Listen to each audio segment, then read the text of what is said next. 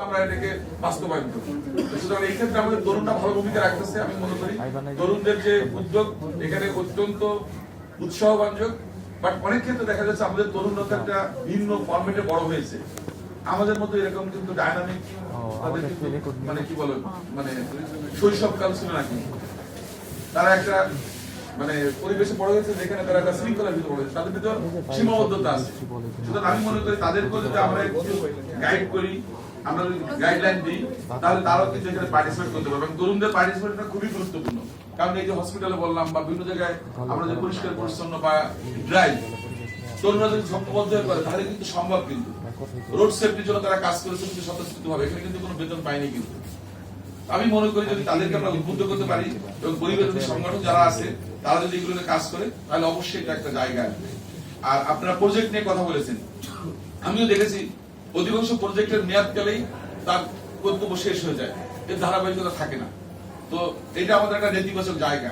তো আমি আসার পর আমি চেষ্টা করছি আমাদের যে প্রজেক্টগুলো আসছে, আমি আগে জিজ্ঞেস করি যে এই প্রজেক্টের মৃত্যু কখন হবে বা এটা জীবদ্দশা কতদিন থাকবে। তো সেইগুলো থেকে কাজ করার চেষ্টা করছি। আমি অনেক কিছু, যেহেতু আমি অনেকদিন থেকে কাজ করছি পরিবেশ কর্মী হিসেবে বা আমি যুক্ত ছিলাম, আমি হয়তো সামনে নাম পিছনের থেকে কাজ করতে পছন্দ করি। এখন হয়তো মন্ত্রণালয়ের দায়িত্ব পেয়েছি, সেই জন্য হয়তো আপনাদের সামনে কথা বলছি। বাট আমি সবসময় চেষ্টা করি আত্ম উপলব্ধি, আত্মসমালোচনা বা নিজের মতো কিছু করার জন্য চেষ্টা করেছি। তো এখানে ইট ভাটা, তারপরে যানবাহন বর্জ্য পোড়ানো, জীবাশ্ম জ্বালানি, শিল্প বর্জ্য, তারপর ল্যান্ডফিল, এই সব কিছু নিয়ে আপনারা তুলে ধরছেন। তো এখানকার মূল জায়গাটা হচ্ছে আমরা ইট ভাটা নিয়ে শুধু আইন করলে হবে না, আপনাকে বাস্তবায়ন করার জন্য তথ্যপত্র থাকা রাখতে হবে, কারণ আমাদের জায়গাটা তো অনেক বড় জায়গা। আর এখানে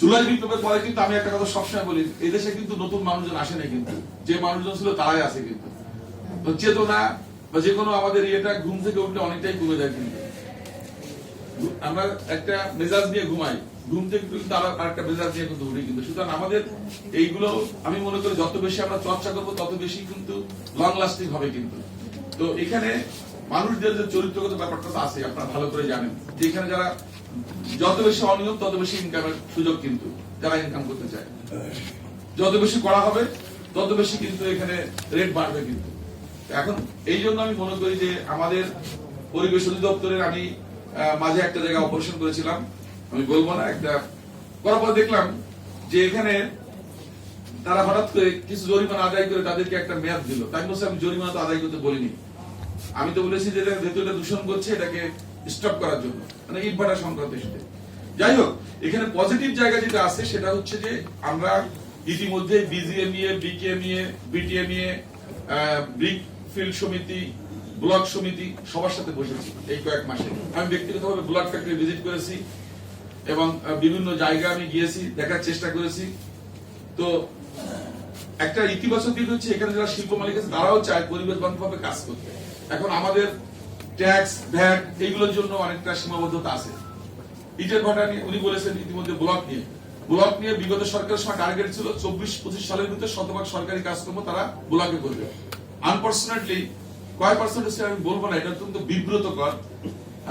আমি গত 22শে জুলাই মানে এলজিইডির একটা ওয়েবসাইটে ঢুকে আমি এটা ডাউনলোড করলাম। তো আমি খুবই হতাশ হলাম, মানে বলা চলে কিছুই না, বলা চলে এটা মানে আমরা যে ইউজ করছি আর কি 1%।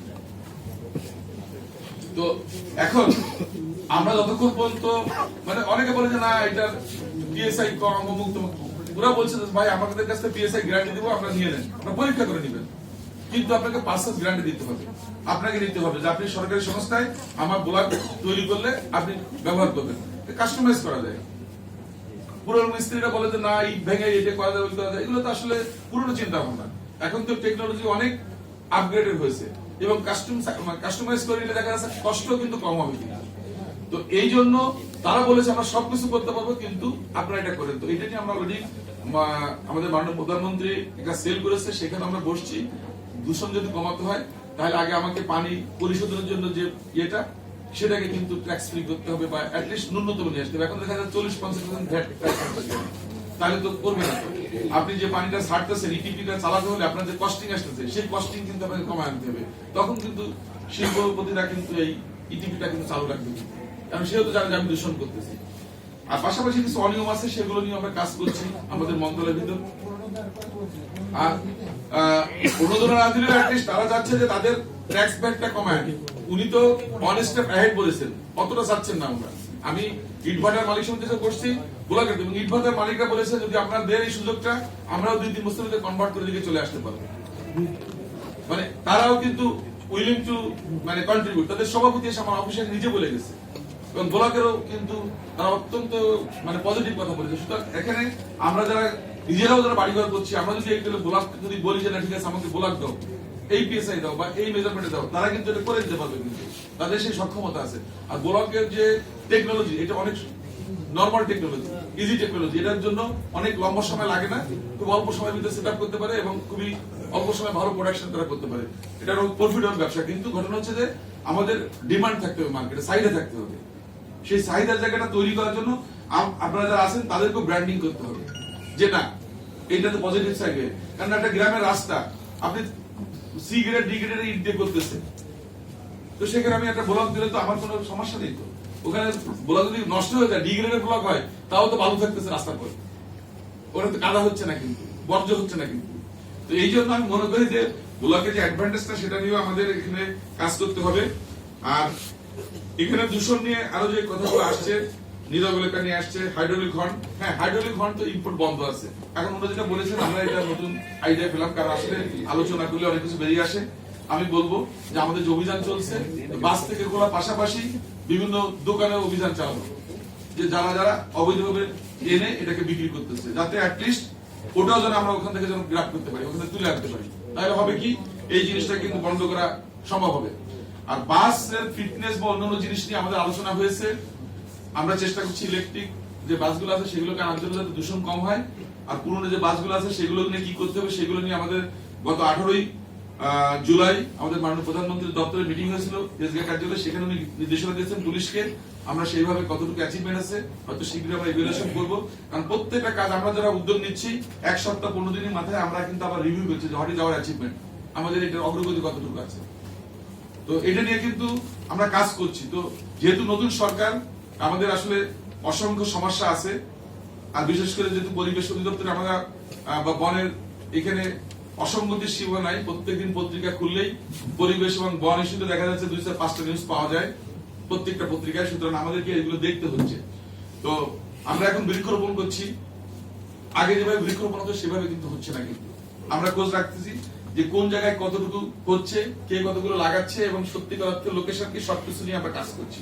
তো আমরা আশা করবো যে আমরা যদি এভাবে করছি, যদি এভাবে করতে পারি, আগামী 5 বছর পর আমরা ঢাকা শহরের বাইরে গেলে, ঢাকা শহরে কি আমি জানি না, কারণ এখানে তো ব্যক্তিগত সম্পত্তি অনেক এক্সপেন্সিভ, ঢাকা শহরের বাইরে গেলে অ্যাটলিস্ট যেদিকে তাকাবেন গাছ চোখে পড়বে, মানে এইরকম একটা অবস্থান আমরা যাওয়ার জন্য চেষ্টা করছি, এবং সেই টার্গেটে আমরা কাজ করছি, যাতে অ্যাটলিস্ট একটা দূষণ আমরা কমিয়ে আনতে পারি বা আমাদের অক্সিজেন সাপ্লাই যেন আমরা বৃদ্ধি করতে পারি। তো জি, তো আর এখানে অন্য যে কথাগুলো আসছে, অনেকেই অনেক বক্তব্য আসছেন এখানে চলে আসছে, সেগুলো তো আমরা চেষ্টা করবো এগুলো ইমপ্লিমেন্ট করার জন্য। আর ওয়েস্ট ম্যানেজমেন্টের সব থেকে আমাদের গুরুত্বপূর্ণ ঢাকা শহরের জন্য, এগুলোর জন্য আপনাদের সচেতন দরকার। পাশাপাশি আপনাদেরকে প্রতিনিয়ত এটা নিয়ে ব্র্যান্ডিং করতে হবে, যাতে অ্যাটলিস্ট আমরা দ্রুত এটাকে অ্যাড্রেস করতে পারি। তবে সরকার এতটুকু বলতে পারে যে এর আগে উনি যেটা বলেছেন যে বর্জনীয় বাণিজ্য হয়েছে, ইন দা ফার্স্ট হয়েছে। এখন যদি কেউ করে, যদি আমরা সেখানে আইডেন্টিফাই করতে পারি যে না এই জোনে বা এই করতেছে, সেটাকে আমরা ফিক্স করতে পারবো।